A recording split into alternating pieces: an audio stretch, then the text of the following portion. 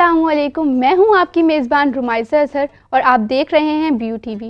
اس وقت میں موجود ہوں رمضان المبارک کے خصوصی پروگرام کے ساتھ، جس میں آج نذرانہ عقیدت پیش کرنا چاہوں گی اس پاک ہستی کو جو آقا صلی اللہ علیہ وآلہ وسلم کی آنکھوں کا نور، ان کی آنکھوں کی ٹھنڈک ہیں، شیر خدا کی زوجہ ہیں، سرداران جنت کی ماں ہیں، خود خاتون جنت ہیں، طیبہ ہیں، طاہرہ ہیں، زاہدہ ہیں، صدیقہ ہیں، جنہیں دنیا حضرت فاطمہ الزہرا رضی اللہ تعالیٰ عنہ کے نام سے جانتی ہے، جن کا آج یوم وصال ہے۔ ایک بہترین ماں، ایک بہترین بیٹی اور ایک بہترین بیوی ہیں، نہ صرف دین اسلام کی خواتین کے لیے بلکہ دنیا کی خواتین کے لیے ایک بہترین رول ماڈل ہیں۔ انہی کی حیات طیبہ پر روشنی ڈالنے کے لیے میرے ساتھ موجود ہیں HOD Islamic studies doctor Aurangzeb. السلام علیکم سر، کیسے ہیں آپ؟ وعلیکم السلام ورحمۃ اللہ وبرکاتہ، الحمدللہ۔ سر، جب حضرت فاطمہ الزہرا کی زندگی حیات طیبہ کی بات کرتے ہیں تو ان کے اخلاق اور خصوصیات سے بھری پڑی ہے، لیکن آپ کچھ ہمیں ایسی اخلاقیات یا ان کی ایسی خصوصیات بتا دیں جو ہم نہ جانتے ہوں یا ہمیں اور واضح انداز میں جاننا چاہیے۔ سیدہ فاطمہ الزہرا رضی اللہ عنہا، جو سیدہ ہے نا، سیدہ کہتے ہیں سردار کو، خاتون سردار، اور اس کا مذکر سید ہے۔ حضرت فاطمہ رضی اللہ تعالی عنہا رسول اللہ صلی اللہ علیہ وسلم کے اخلاق، کردار اور عملی اعتبار سے ان کے سب سے زیادہ قریب، یعنی صحابہ سے یہاں تک مروی ہے کہ آپ کا چلنا، آپ کا بیٹھنا، نگاہوں کا اٹھانا، نگاہوں کا جھکانا، وہ رسول اللہ صلی اللہ علیہ وسلم کے مشابہ تھا۔ یعنی انہوں نے رسول اللہ صلی اللہ علیہ وسلم کو مکمل طور پر اپنایا، ان کے چلنے کا انداز رسول اللہ علیہ السلام سے مشابہ۔ پھر ایک موقع پر رسول اللہ صلی اللہ علیہ وسلم نے صحابہ سے پوچھا، حضرت علی رضی اللہ عنہ بھی موجود تھے، فرمایا آپ علیہ السلام نے کہ عورت کے لیے سب سے اچھی بات کیا ہے؟ اور صحابہ پریشان ہوئے، اور حضرت علی رضی اللہ تعالیٰ عنہ حضرت سیدہ فاطمہ رضی اللہ عنہا کے پاس آئے اور پوچھا کہ رسول اللہ علیہ السلام نے یہ سوال پوچھا ہے کہ عورت کے لیے سب سے اچھی بات کیا ہے؟ تو آپ علیہ السلام کے لخت جگر سیدہ فاطمہ رضی اللہ عنہا نے فرمایا کہ عورت کے لیے سب سے اچھی بات یہ ہے کہ کسی نامحرم مرد کی نظر اس پہ نہ پڑے۔ حضرت علی رضی اللہ عنہ یہ جواب لے کر رسول اللہ علیہ السلام کی خدمت میں حاضر ہوئے، تو آپ علیہ السلام نے یہ جواب سن کر فرمایا، اِنَّ فاطمۃ بضعۃ منی، کہ بے شک فاطمہ تو میرے دل کا ٹکڑا ہے۔ تو یہ کہتے ہیں نا جگر گوشہ رسول علیہ السلام، تو اس کے پس منظر یہ ہے کہ ان کی عفت، ان کی پاک دامنی کا اتنا بڑا معیار ہے کہ آپ علیہ السلام نے یہ جواب سنتے ہی فرمایا کہ فاطمہ تو میرے دل کا ٹکڑا ہے۔ پھر سیدہ فاطمہ رضی اللہ عنہا فرمایا کرتی تھیں، کاش کہ اسلام میں ایسا مسئلہ بھی ہوتا کہ عورت کا جنازہ رات کو اٹھتا، کہ اندھیرے اور تاریکی کی وجہ سے اس کی کفن پہ بھی نامحرم مرد کی نگاہ نہ پڑے۔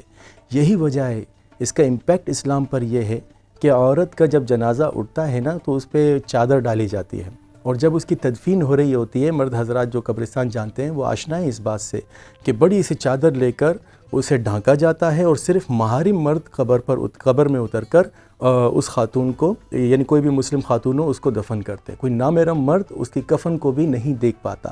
تو یہ ساری تعلیمات کا اثر ہے اخلاق کے اعتبار سے، عفت پاک دامنی کے اعتبار سے، جو اب تک اور قیامت تک اسلام میں موجود رہیں گی۔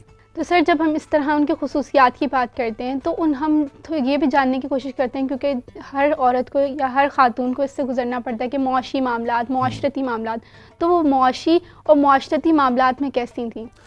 سیدہ فاطمہ رضی اللہ عنہا کو رسول اللہ علیہ السلام نے جب فرمایا کہ خاتون جنت ہیں، یعنی کہ رول ماڈل ہیں مسلم خواتین کے لیے، اگر مسلم خاتون جنت جانا چاہتی ہیں تو سیدہ فاطمہ رضی اللہ عنہا کی زندگی کو دیکھ لیں، معاشی اعتبار سے بھی، معاشرتی اعتبار سے بھی۔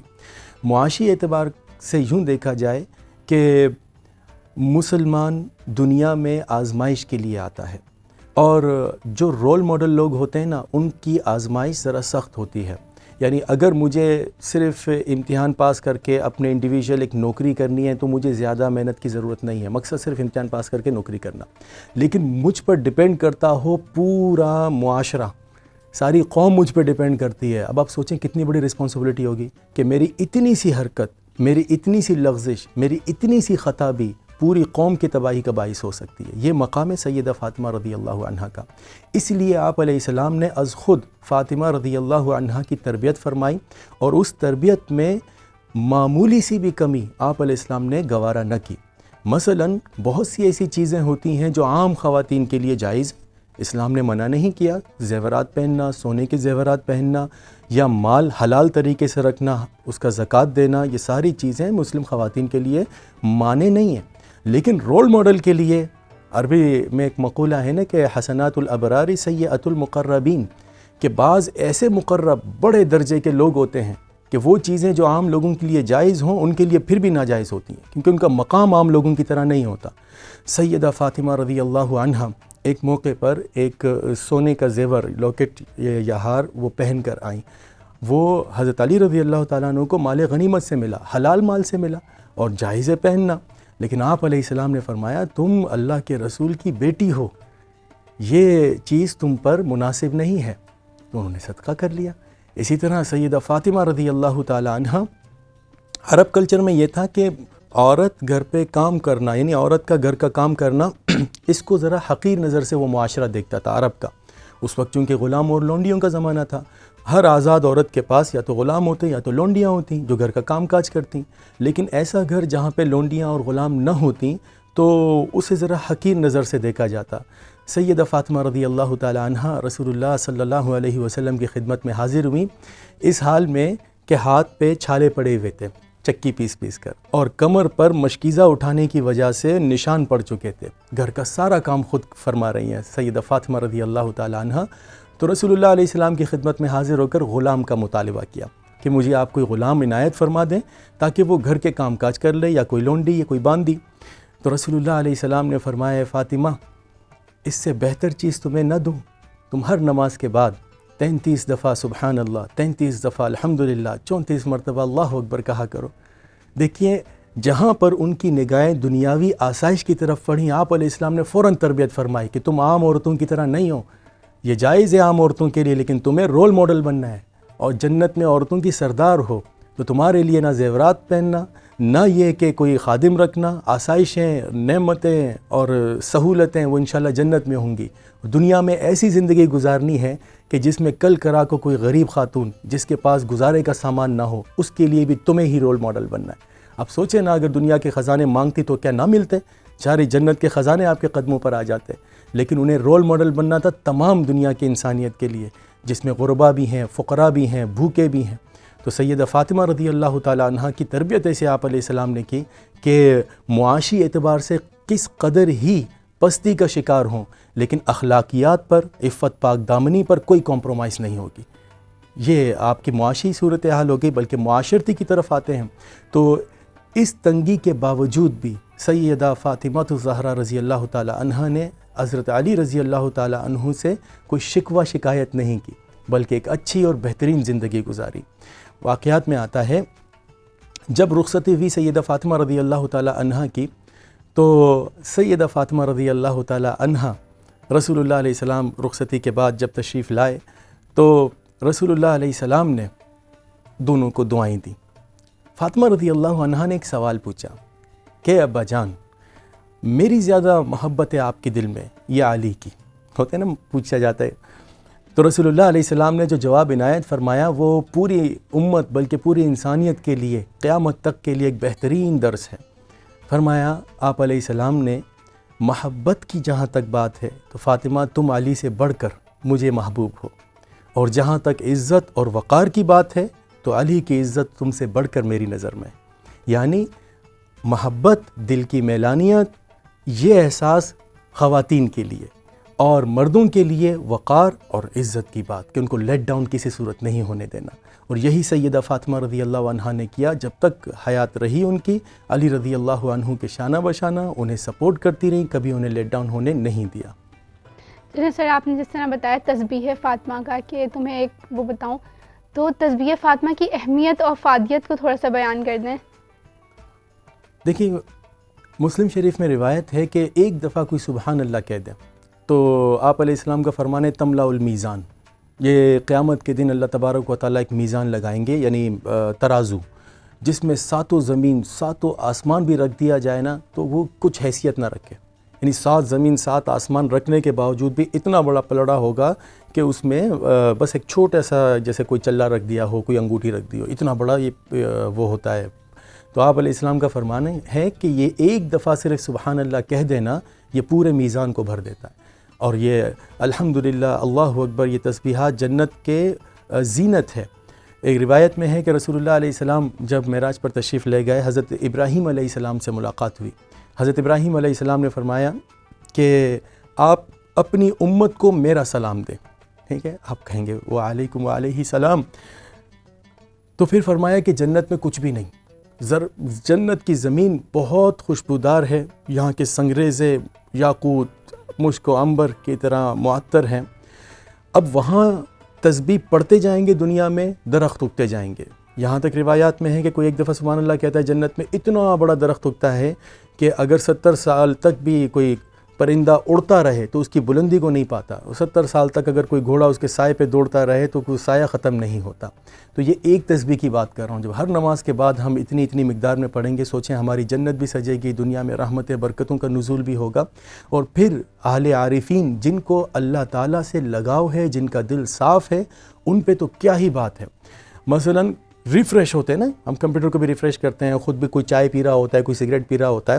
اہل عارفین نے لکھا ہے کہ تسبیحات فاطمہ کا بہت بڑا ثمرہ یہ ہے کہ انسان ریفریش ہو جاتا ہے. کتنا ہی ٹینشن ہو, مینٹلی ڈسٹرب ہو, تسبیحات پڑھنے کی برکت سے وہ بالکل ریفریش ہو جاتا ہے. سبحان اللہ. تو جب ہم اس طرح بات کرتے ہیں تو جیسے حضور پاک صلی اللہ علیہ وسلم کی سب سے چہیتی بیٹی کہا جاتا ہے, تو ان کا اور حضور پاک صلی اللہ علیہ وسلم کا رشتہ کیسا تھا کہ حضور پاک صلی اللہ علیہ وسلم کو ان سے کتنی محبت تھی؟ اس کو تھوڑا اور واضح, کیونکہ ہم کچھ تو جانتے ہیں, کچھ اور جان جائیں گے انشاءاللہ. رسول اللہ صلی اللہ علیہ وسلم کی بعثت کو, یعنی جب آپ علیہ السلام پر رسالت اور نبوت ظاہر ہوئی, اس کے 5 سال کے بعد تقریباً 5 نبوی سال کو سیدہ فاطمہ رضی اللہ عنہا کی ولادت ہوئی. پھر یہ وہ زمانہ تھا جب کفار مشرکین کی طرف سے رسول اللہ علیہ السلام پر بہت سخت قسم کے آزمائش تھیں. یعنی کوئی گلے میں کپڑا ڈال کے نعوذ باللہ گھسیٹ رہا ہے, کوئی پتھر مار رہا ہے, ہر قسم کی ذہنی اور جسمانی اذیت کا سامنا تھا. سیرت میں ہے کہ آپ علیہ السلام ایک موقع پر نماز پڑھ رہے تھے, تو کسی کافر کی طرف سے آپ علیہ السلام کی پیٹھ پر اونٹنی کا جو رحم ہوتا ہے وہ لا کر آپ علیہ السلام کے سر پہ رکھا. آپ صلی اللہ علیہ وسلم سجدے کی حالت میں تھے. تو سیدہ فاطمہ رضی اللہ عنہا نے دیکھا تو وہ دوڑتی ہوئی آئیں اور اس کو ہٹایا اور اپنے بابا کو چمٹ گئیں. حضرت فاطمہ رضی اللہ تعالیٰ نے سب سے چھوٹی بیٹی ہیں, اور چھوٹی بیٹی ہو یا بیٹا ہو ویسی لاڈلی ہوتی ہے. تو فاطمہ رضی اللہ تعالیٰ عنہ کا ایسے موقع پر اپنے بابا یعنی رسول اللہ علیہ السلام کی مدد کرنا, آپ علیہ السلام کو سہارا دینا, آپ علیہ السلام کو دلاسا دینا, کتنی چھوٹی عمر تھی آپ رضی اللہ عنہ کی. پھر آپ علیہ السلام کا جب وصال ہونے لگا تو آپ علیہ السلام نے سیدہ فاطمہ رضی اللہ عنہ کے کان میں ایک بات کہی تو رونے لگ گئی. اور پھر اس کے بعد آپ علیہ السلام نے دوبارہ سے انہیں بلایا اور ان کے کان میں ایک بات کہی تو وہ مسکرانے لگیں. تو آپ علیہ السلام کے وصال کے بعد ان سے پوچھا گیا کہ وہ کیا بات تھی کہ ایک دفعہ کہنے پر آپ رونے لگیں, پھر کہا تو آپ ہنسنے لگیں. تو کہا کہ روئی اس بات پر کہ رسول اللہ علیہ السلام نے فرمایا کہ میرے جانے کا وقت آ گیا. اور پھر اس کے بعد آپ علیہ السلام نے دوسری دفعہ مجھے قریب کر کے فرمایا کہ فاطمہ مجھ سے سب سے پہلے تم ملو گی, یعنی میرے جانے کے بعد اس خاندان میں سب سے پہلے تم دنیا سے رخصت ہو کر مجھ سے ملو گی, یعنی تمہارا انتقال میرے قریب ہی ہے. تو کہا اس پہ میں مسکرانے لگی. اور آپ علیہ السلام کے وفات کے, آپ علیہ السلام کے وصال کے 6 ماہ بعد کم و بیش سیدہ فاطمہ رضی اللہ عنہا کا بھی وصال ہوا. سبحان اللہ. تو سر جیسے ہم حضور پاک صلی اللہ علیہ وسلم ایک بیٹی ہیں بہترین, تو ایک بہترین بیوی بھی ہیں, تو ان کی اور حضرت علی رضی اللہ تعالیٰ عنہ کی ازدواجی زندگی کیسی تھی, وہ کیسی بیوی تھی؟ حضرت علی رضی اللہ تعالیٰ عنہ حضرت فاطمہ رضی اللہ عنہ کی موجودگی میں انہوں نے کوئی نکاح نہیں کیا, اور اس کے بعد یعنی سیدہ فاطمہ رضی اللہ عنہ کے دنیا سے تشریف لے جانے کے بعد انہوں نے پھر بہت سے نکاح کیے اور ان کی کئی اولاد بھی ہوئیں. تو یہ سب سے بڑی علامت ہے کہ محبت اور وہ جو فطری تقاضے ہیں وہ تمام کے تمام سیدہ فاطمہ سے اس قدر مکمل تھیں کہ انہیں دیگر کی ضرورت نہ رہی. جیسا کہ رسول اللہ صلی اللہ علیہ وسلم جب تک سیدہ خدیجہ رضی اللہ عنہا کے نکاح میں رہے، یعنی ان کے ساتھ نکاح کے تعلقات رہے، تو تب تک آپ علیہ السلام نے کوئی دوسرا نکاح نہیں کیا. جیسے ہی ان کا انتقال ہوا تو اس کے بعد رسول اللہ علیہ السلام نے دیگر نکاح فرمائے. سیدہ فاطمہ رضی اللہ تعالی عنہا نے حضرت علی رضی اللہ تعالی عنہ سے ایک زوجہ ہونے کی حیثیت سے ان کے تمام ضروریات، تمام رسپانسبلٹیز اس طرح سے پوری کی کہ اب انہیں مزید کسی چیز کی ضرورت ہی نہ رہی. ایک موقع پر حضرت علی رضی اللہ تعالیٰ عنہ کو کسی یہودی نے، چونکہ گھر میں فقر کے نوبت آ گئی تھی، تو کام کے لیے گئے کہ وہ ڈھول کنویں سے نکالیں گے تو انہیں کچھ کھجوریں دی جائیں گی. ایک ڈھول ایک کھجور، جب مطلوبہ کھجور پورے ہوئے جس پہ ان کی ضرورت پوری ہو سکتی تھی، پیٹ بھرنا تو دور کی بات، تو وہ جب مکمل ہوئے تو حضرت علی رضی اللہ عنہ نے فرمایا بس اب کافی ہے. تو اس نے کہا اب ایک ڈھول نکالو تو 2 کھجور دوں گا، کہ نہیں چاہیے. کہ 5 دوں گا، کہ نہیں چاہیے، ضرورت ہماری پوری ہو گئی. اصول یاد رکھیے کہ ایک ہے ضرورت، ایک ہے آرائش، ایک ہے زیبائش، اور اس سے اوپر ہے نمائش. اسلام یہ تعلیم دیتا ہے آئیڈیل مسلم وہ ہے جس کی نظریں صرف اپنی ضروریات پوری کرنے پر ہو. گنجائش ہے، رخصت ہے کہ چلو اپنی آسائش کا بھی کچھ خیال رکھ لے اور زیبائش کا بھی کچھ خیال رکھے. لیکن جب نمائش پہ اتر آئے، تبذیر کرنے لگے، تو ان المبذرین کانوا من اخوان الشیاطین، کہ نمائش کرنے والے پر شیطان کے بھائی ہیں. تو حضرت علی رضی اللہ تعالیٰ عنہ نے یہ جو ضرورتاً مال اٹھایا وہ اس لیے کہ گھر سے وہ ساری ریکوائرمنٹ، وہ ساری فارمیلٹیز دی گئی تھیں کہ ہم نے زندگی گزارنا ہے تو ضرورت کے درجے پر گزارنا ہے. تو جب ہم اسی طرح کی ایک بات ہے نا کہ حضور پاک صلی اللہ علیہ وسلم 2 جہاں کے آقا، انہوں نے جہیز میں بہت کم چیزیں دی تھیں جو اس وقت کی ضرورت تھی، اور اب اگر دیکھا جائے تو جہیز میں کتنا سامان جا رہا ہوتا ہے اور دونوں طرف سے اس طرح کے مطالبات ہوتے ہیں. تو اس کو ہم حضرت فاطمہ کی زندگی سے کیسے اس کا جائزہ لے سکتے ہیں؟ یہ آپ نے بہت بہترین سوال پوچھا ہے. یہاں ایک مس انڈرسٹینڈنگ بھی ہے. دیکھیے رسول اللہ صلی اللہ علیہ وسلم کے دادا کا انتقال ہوا جب آپ علیہ السلام کی عمر مبارک 8 سال تھی. پھر حضرت ابو طالب انہوں نے رسول اللہ علیہ السلام کی کفالت کی، جو حضرت علی رضی اللہ تعالیٰ عنہ کے والد ہیں. حضرت ابو طالب کا اسلام میں بہت بڑا مقام ہے، یعنی جب بھی امت ان کا نام لے گی ادب اور احترام کے ساتھ لے گی، کیونکہ ان کا رسول اللہ علیہ السلام کے ساتھ جو کفالت کا معاملہ ہے، مدد کا معاملہ ہے، بہت عمدہ ہے. پھر جب رسول اللہ علیہ السلام ان کی کفالت میں آئے، والد و غریب تھے لیکن آپ علیہ السلام کی برکات سے وہ معاملہ چلتا رہا. جب رسول اللہ علیہ السلام پر کشادگی آئی، آپ علیہ السلام کے نکاح حضرت خدیجہ رضی اللہ تعالیٰ عنہ سے ہوا، تو آپ علیہ السلام غنی ہو گئے مالی اعتبار سے.